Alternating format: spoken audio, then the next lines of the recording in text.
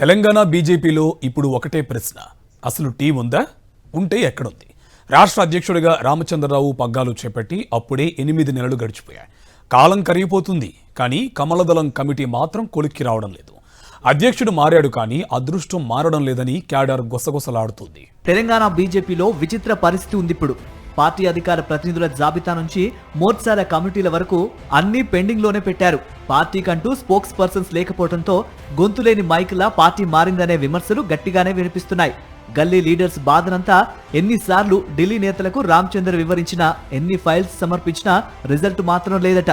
దీంతో Telangana BJP boss పరిస్థితి అడకత్తెరలో పోకచెక్కలా తయారైందని పార్టీలో నేతలు గుసగుసలాడుతున్నారు. మున్సిపల్ ఎన్నికల్లో ఫలితాలు బీజేపీకి ఆశించిన స్థాయిలో రాలేదు.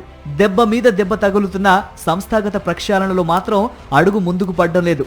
పాత తరం నేతలకు ప్రాధాన్యత ఇవ్వాలా, లేక వలస వచ్చిన వారికి పట్టం కట్టాలా అనే సామాజిక సమీకరణాల లెక్కలు తెలక అధిష్టానం ఆంక్షలు విడక రామచంద్రరావు మార్క్ టీం ఎప్పుడు వస్తుందో ఎవరికీ అంతు చిక్కడం లేదు. కమిటీల జాప్యం ఇప్పుడు కమలానికి శాపంగా మారింది. పార్టీలో నోరున్న నేతలు లేక, సోషల్ మీడియాలో సౌండ్ లేక, క్షేత్రస్థాయిలో క్యాడర్ కి దిశానిర్దేశం కరువైంది.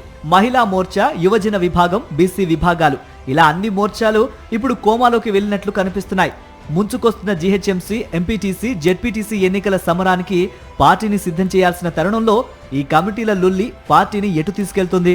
రామచంద్రరావు తన మార్కును చూపిస్తారా, లేక ఢిల్లీ ఆదేశాల కోసం ఎదురు చూస్తూ కాలం వెల్లదీస్తారా అనే ఈ చిక్కుముడులు తెలంగాణ కమలంలో వీడేదెన్నడో చూడాలి మరి.